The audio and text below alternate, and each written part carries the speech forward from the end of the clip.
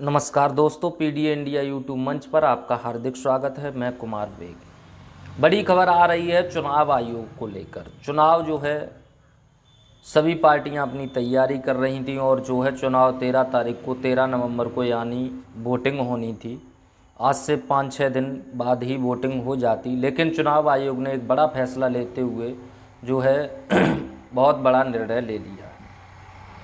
Samajwadi party 9 सीटों पर चुनाव लड़ रही है, भाजपा जो है 8 सीटों पर चुनाव लड़ रही है, आरएलडी 1 सीट पर चुनाव लड़ रही है, वहीं बसपा 9 सीटों पर चुनाव लड़ रही है, आज़ाद समाज पार्टी यानी एएसपी जो है 8 सीटों पर चुनाव लड़ रही है। तो तमाम और भी पार्टियां हैं और निर्दलीय कुछ प्रत्याशी हैं जो अपने अपने चुनाव की तैयारियों में लगे हुए थे।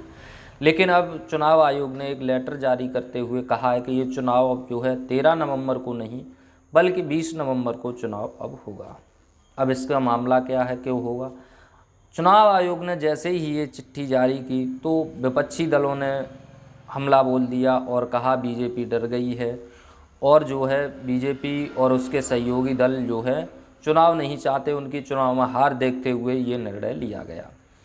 दरअसल मामला क्या था? मामला भी यही था कि बीजेपी और आरएलडी ने जो है चुनाव आयोग से मांग की थी कि कुछ चुनाव को बढ़ा दिया जाए और किसी पार्टी ने नहीं की थी। हालांकि बीजेपी और उसके सहयोगी दल आरएलडी हैं, इन्होंने ही मांग की थी कि जो है चुनाव 4-5 दिन बढ़ा दीजिए। दरअसल मामला भी यही था और इसके साथ साथ बहुजन समाज पार्टी ने भी मांग की थी कि चुनाव को कुछ बढ़ाया जाए। तो बहुजन समाज पार्टी को भी लोग मानते हैं कि बीजेपी की बी टीम ही है, तो इसीलिए अब ये चुनाव बढ़ाकर 20 तारीख को कर दिया गया है। जो उपचुनाव होना था 9 सीटों पर उत्तर प्रदेश के अंदर, वो अब 9 तारीख को नहीं, वो 9 सीटों पर जो चुनाव है वो 13 तारीख को नहीं बल्कि अब जो है 20 नवंबर को वोट पड़ेंगे यहाँ पर। तो 20 तारीख को वोट पड़ने हैं अब इन सीटों पर। दरअसल मामला क्या है, क्यों ये बढ़ाया गया? जो मामला है वो कार्तिक पूर्णिमा का है। इन पार्टियों ने आवाज़ उठाई थी कि कार्तिक पूर्णिमा का दिन है और लोग जो है गंगा स्नान के लिए अपने अपने क्षेत्र से निकल जाएंगे और गंगा जी के घाट पर पहुंचेंगे जहां लोग वोट नहीं डाल सकेंगे।